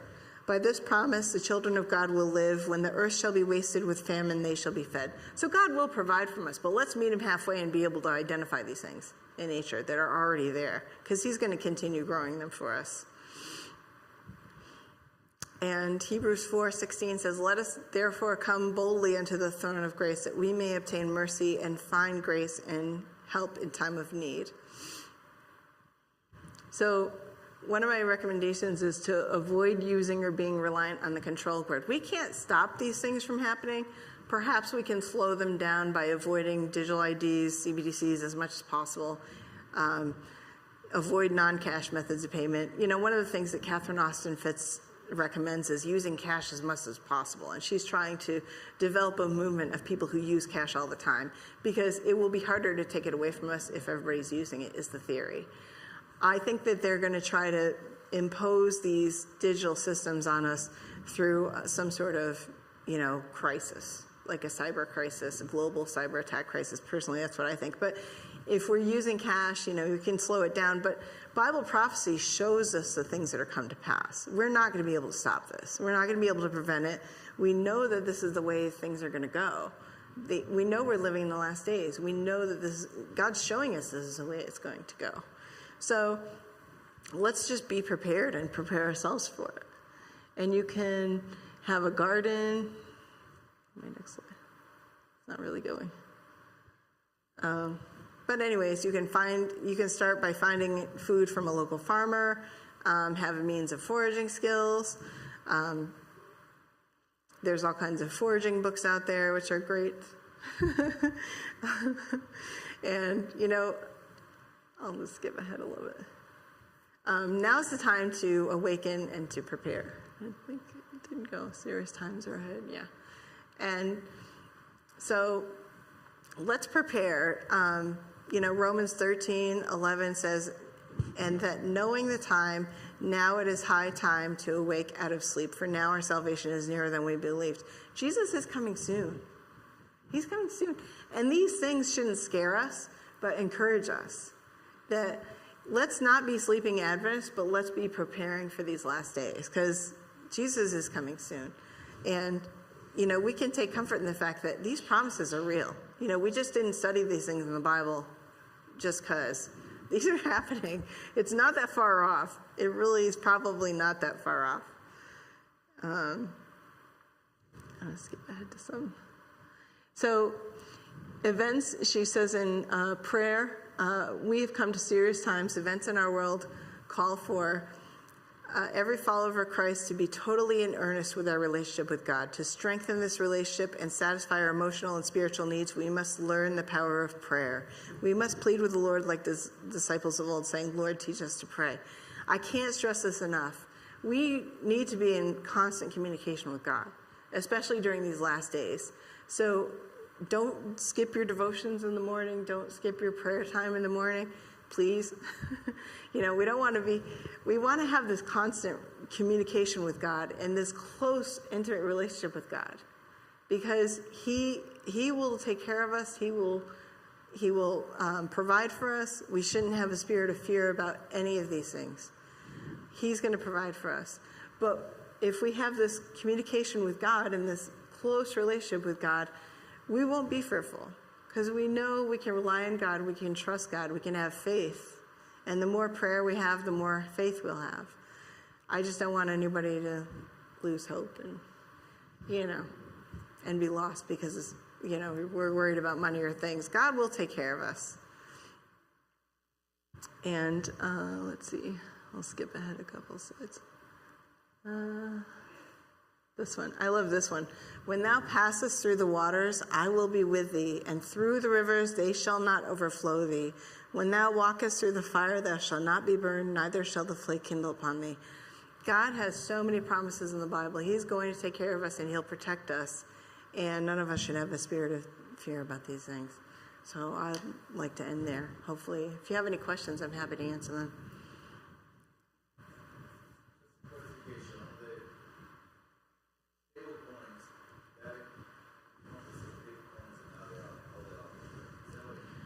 Stable coins are they're a form of cryptocurrency, but they're not all cryptocurrencies. So not all cryptocurrencies are stable coins. Stable coins are a cryptocurrency, but not all cryptocurrencies are stable coins. Stable coins are a coin that's created that's supposed to be tied dollar to dollar with the US dollar. Like they're just supposed to be stable and not fluctuate in value. Cryptocurrencies like Bitcoin and such, they're all over the place. Like the value's up and down, up and down. A stable coin is just supposed to be tied to the value of the dollar, so you have something stable to trade with your cryptocurrency. That's what a stable coin is. So in order to be stable, it has to be backed by reserves, and they've been buying U.S. Treasuries as a part of their reserve system so that you would trust the stable coin to be equal to the dollar and have as much trustworthiness as a dollar. So that's what a stable coin is. It's supposed to be tied to the dollar and not fluctuate like cryptocurrency does, like Bitcoin and all those cryptocurrencies are all over the place. But it's just supposed to be tied to the dollar. That's what a stable coin is. So this is, God doesn't want us to have a spirit of fear. He says in John 16:33, these things I have spoken unto you, that in me you might have peace. In the world you may have tribulation. You will have tribulation, but be of good cheer. I should overcome in the world. So this is, we're going to have tribulation. That's just the bottom line. Christ says in the Bible, you will be hated and persecuted for my name.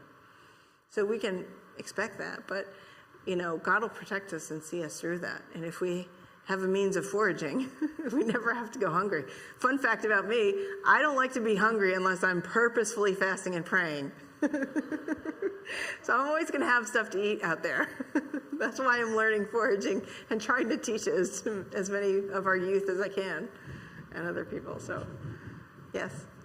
How does it work? If you have actual money, when that time comes for them to convert or to tokenize this and all that, do you keep the same value of what you already have in there when they take control of it?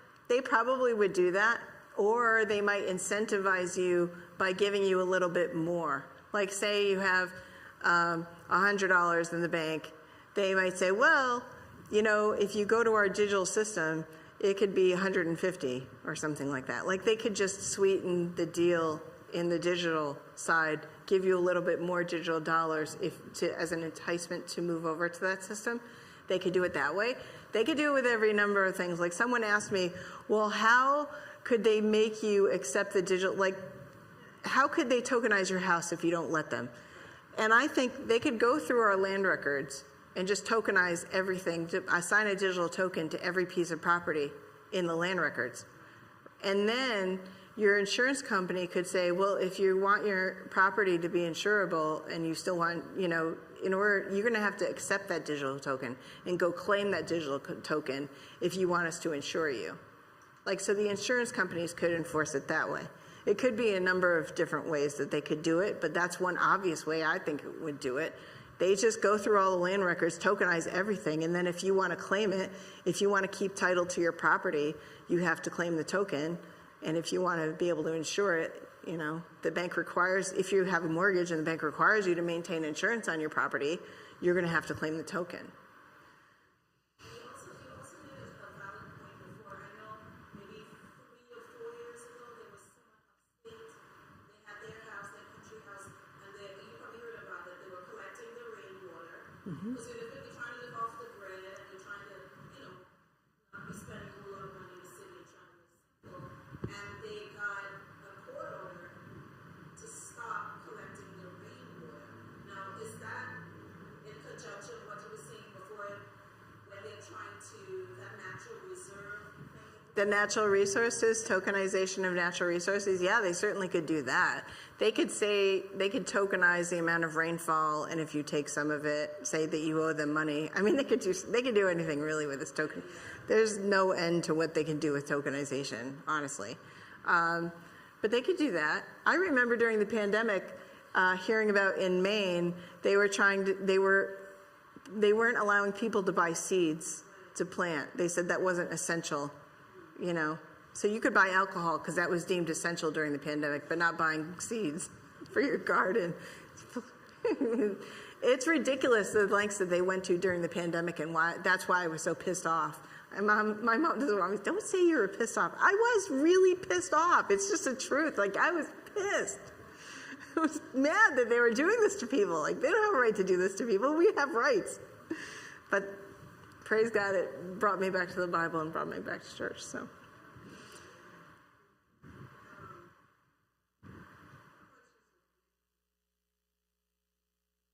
I haven't checked the chart in Bitcoin in a while. Is it like 87,000 or something? 104,000. Oh, it's at 104 now. Okay, there you go. For one Bitcoin. But you can buy pieces of Bitcoin. It doesn't have to be one Bitcoin.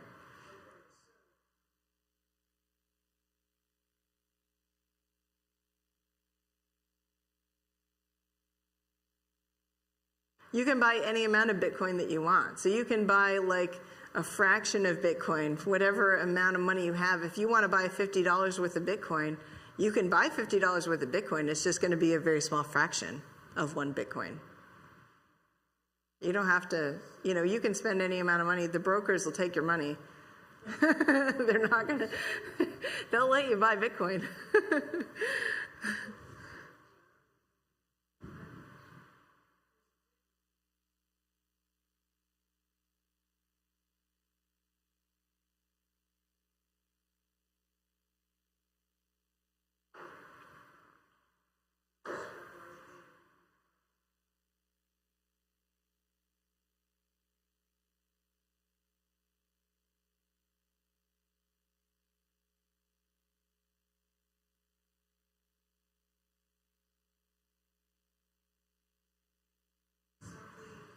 Well, that's kind of like a digital coupon system, and like ShopRite has those digital coupons all the time. You have to use their app, and you claim the digital coupon, and you get, yeah, it's just part of tracking your spending, getting more data on you by tracking your spending on what you're buying from them in the supermarket. They want you to be in their app and scan your ID and all this stuff so they can track what you're buying so that they can market you better as a consumer.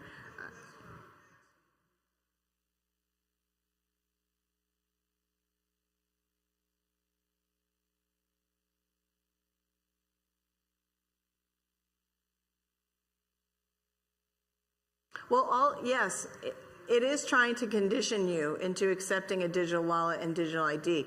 And if you notice, like Apple Pay, a lot of people like to pay with Apple Pay because they like to be, chic and hip and, do the latest thing and be up on the latest technology. And so they like using these wallets. And I've even seen people in the store say, oh, I forgot my wallet. Thank God I could pay with Apple Pay. And it's like, you really can't even, carry a wallet around? Really? That's too much? It's too much to carry your wallet around?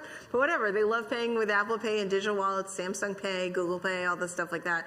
That's all conditioning you towards digital, paying digital, and having a digital ID.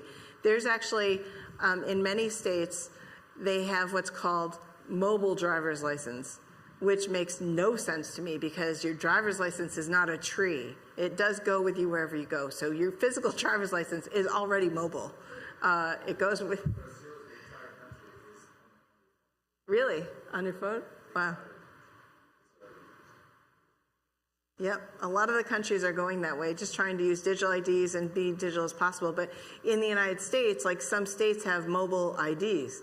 So you can get your mobile ID, it's your driver's license only in mobile form, and you'll see people using that at the airports. If you go fly at the airports, they just put their phone under there and, and that's their mobile ID is, their digital ID is their driver's license on their phone.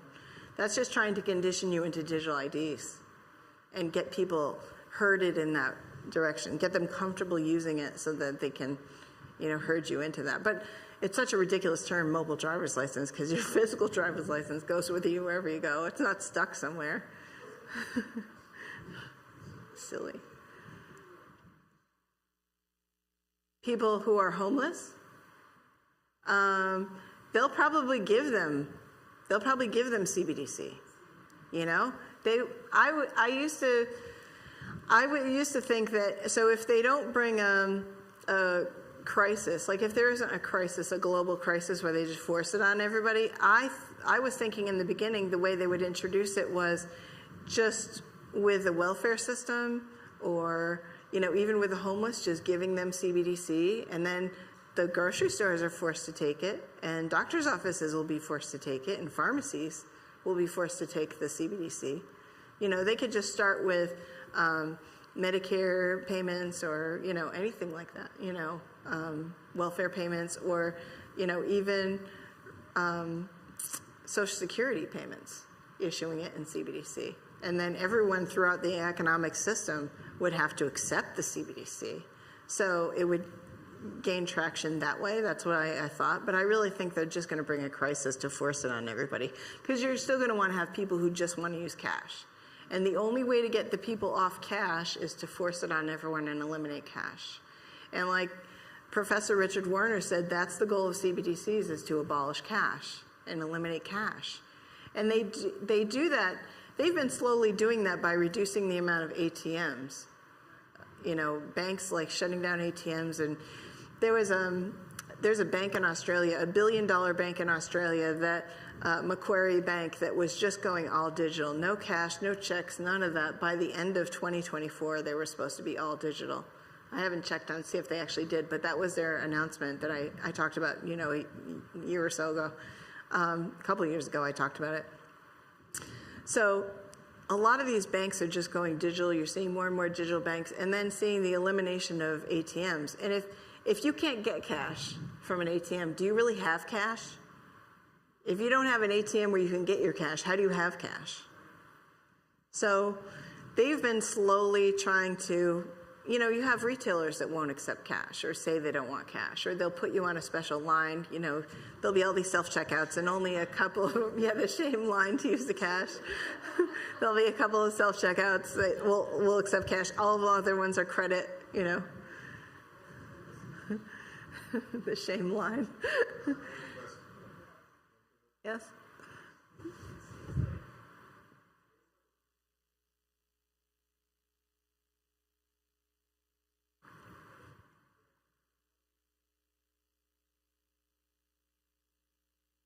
Mm-hmm.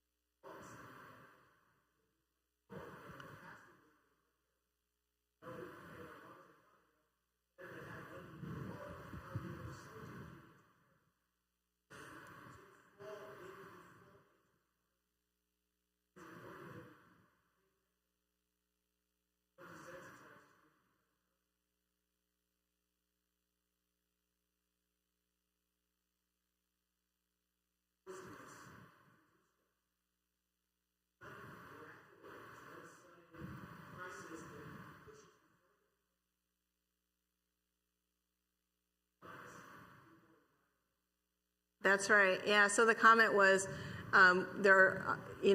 we recognize that there are social pressures like herding us into this direction, and it becomes a matter of convenience to use these things, and people get conditioned that way, and you're being herded toward it. That's really the element of control, is that they keep pushing you into this. Yeah, I agree with you.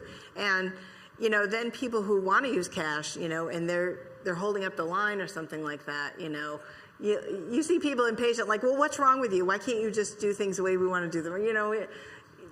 People get impatient and want, to do things digitally, and they would have, imagine if you were behind somebody who was trying to pay with a check and was like writing out the check. You'd be a little frustrated. It still happens. It still happens.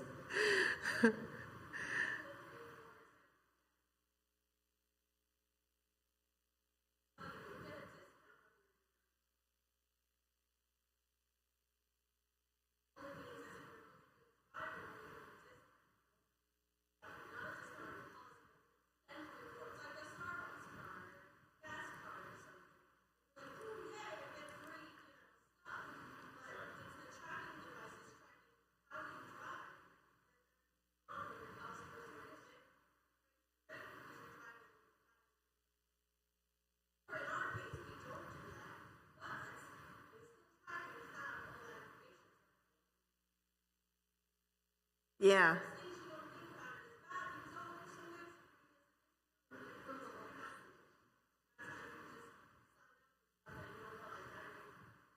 Yeah, they do get us to sign up for a lot of things in order to track us, to track our habits and our behaviors.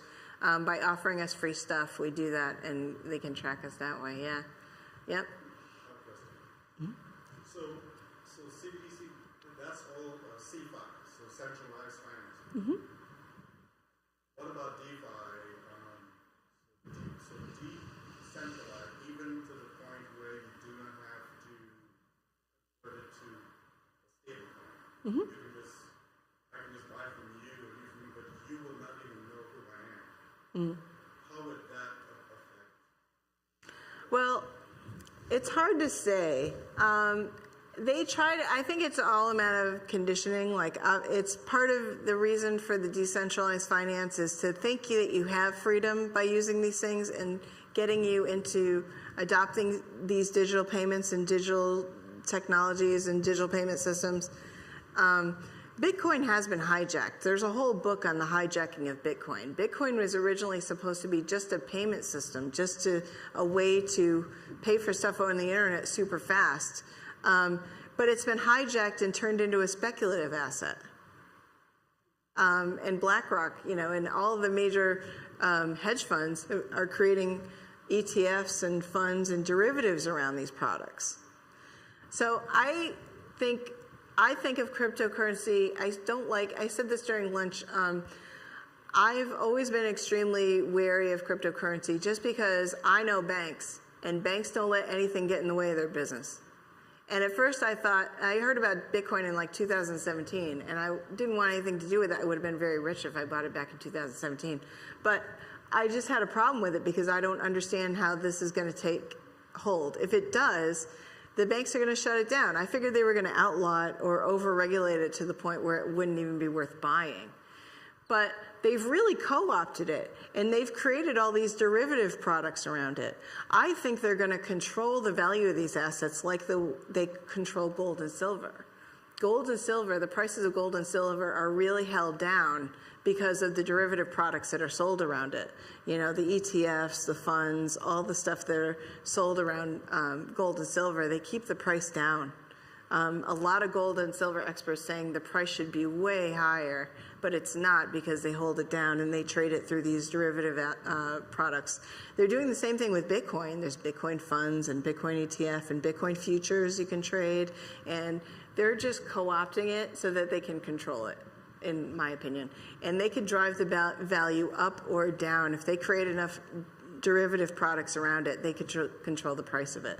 So I think it's more of taking wealth away from people. If they get people buying into Bitcoin at these high prices and then drive the value down, they've really taken your wealth, in my opinion. In my opinion, that's what they're doing. There's a whole book about the history of Bitcoin and how they've hijacked Bitcoin, and they have hijacked Bitcoin. But I think it's a matter of transferring wealth from your pocket into their pocket. Personally, I think that's their big game. You can make money in the short term. You can buy, I've done it. I've bought Bitcoin and then sold it when it went higher. It's tradable. I wouldn't hold it. I wouldn't hold it indefinitely. I'd be afraid to hold it indefinitely because I really think that sooner or later, whether they're there now or not, having created Bitcoin futures, having created the ETF and all these funds that they're creating for Bitcoin, I don't know if they're there yet where they can control the price really like they can control gold and silver, but they're getting there. So I would be afraid to hold it because I would think they would drive the price down when they want to. If Bitcoin or cryptocurrency like that, Bitcoin's very inefficient as a cryptocurrency, so I don't think they would use Bitcoin as a digital currency to control us with and to, spy on us and surveil us because it takes time to do those transactions. It's not as fast as some other cryptocurrencies, but I think it's just a wealth transfer. I think you put your money into it and they're getting all the public rah about Bitcoin just so that they can drop the value and take your wealth at some point. That's my personal opinion. Knowing hedge funds and, the way BlackRock works and stuff like that, I think that's what they're doing. But that's my personal opinion. I'm sorry, you first, and then him. No, I was just gonna make a comment. My biggest pet peeve in all of this is my phone. I fight with Alexa every day. I'm having a conversation with my husband, and she interrupts to suggest something, and I'm like, I'm not talking to you. You know, so it's like your phone listening. You know, like people make fun all the time. They're like, wait a minute, something crazy just happened. I was having a conversation with a friend on the phone, and all of a sudden my phone is suggesting things based on what I was just talking about. That's crazy. And you're saying that there's nothing we can do about that. Well, he has some recommendations. Rob Braxman Tech, he has some recommendations. There's some things you can't avoid. The telephone wires are wiretapped by the NSA prison program. You can't do anything about that. Text messages are wiretapped. They're seeing all your text messages. They're getting all the data from your text messages. But you can have a de-Googled phone, and that will protect you in some way that at least your information or some information is not being sent to the Google Vault. He talks about ways that you can increase your privacy online and not be tracked so much. So his channel, Rob Braxman Tech, he has some pretty good recommendations, but you got to totally, it involves a total chain of life. Like, I would love to do that. I'm all into Google. I got Gmail. I got I don't even think I could do it. I mean, I could get a de-Googled phone, but I would really have to quit using Gmail and use something like Proton Mail or, you know, some other privacy security mail system. Well, Yahoo's as bad as Google, and AOL's just as bad. I mean, you're giving your information to some big tech company at the end of the day is what you're doing. I don't even think I could de-Google my life. You would have to really totally de-Google your life. And I use Google all the time. But, you know, it is what it is. Yes. You would like to know the what? Oh, the they. They are, so I would say it's the global deep state. And I've heard people explain the global deep state as like global elites, but I think it's even more beyond the global elites. I think it's the money bloodlines. So you hear about secret societies and stuff like that. Like, there are some money bloodlines, like the Rockefellers and stuff like that. Like, it's money, deep moneyed interests like that they do control the world. The Bank of International Settlements was created after World War II, and I have a book that I've been reading about the Bank of International Settlements. It was created after World War II to sort of, how are we going to have a global monetary system that will include Germany and, you know, post-war reparations and all that kind of stuff. The post-war global economy is what they were thinking about when they created the Bank of International Settlements. How are we going to do cross-border settlements and that kind of thing? So, but they really control a lot. They control basically the central banks. They kind of, you know, they kind of direct the central banks. They're really in control. And so, and they're owned by the Fed, the New York Fed. I mean, when I say they, I'm talking about like those moneyed bloodlines that do control everything. And, you know, Rockefellers, there's a whole, Bilderberg, you know, you hear all of these groups that are in, you know, at the top of these things. Yeah, the higher circles, Davos and stuff like that. Like, I think there's even somebody controlling what goes on at Davos, like controlling the people who show up at Davos. So I think it's concentrated in a few bloodlines. Personally, that's what I refer to as they. Because they really are controlling everything. They're just, you know. Is that the Vatican? Yeah, I'm sure the Vatican is controlled in that. The Vatican has, I don't know if they have accounts at the Bank of International Settlements. I know they have their own bank. The Vatican has its own bank. But, yeah. That's my guess, but yeah. So, any other questions? Well, I pray this was a blessing. I really pray this was a blessing. I don't want anybody to be scared about any of these things. It's just, you know, I think it's so fascinating that I couldn't understand how this was going to happen how Bible prophecy could possibly play out in these United States. And here I am living in this time where we're seeing this. We're seeing this being built around us. I don't know, it's fascinating to me. So I thank you. I thank you very much for having me. I thank you very much for listening. And I pray it was a blessing.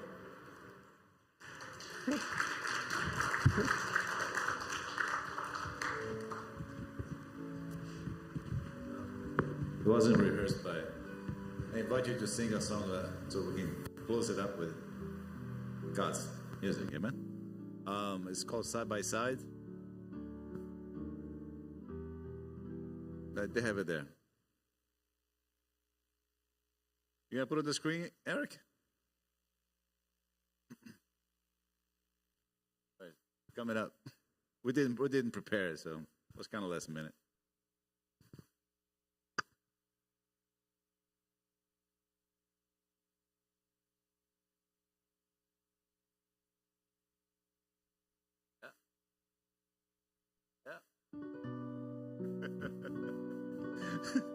Felt like very 2000s right now.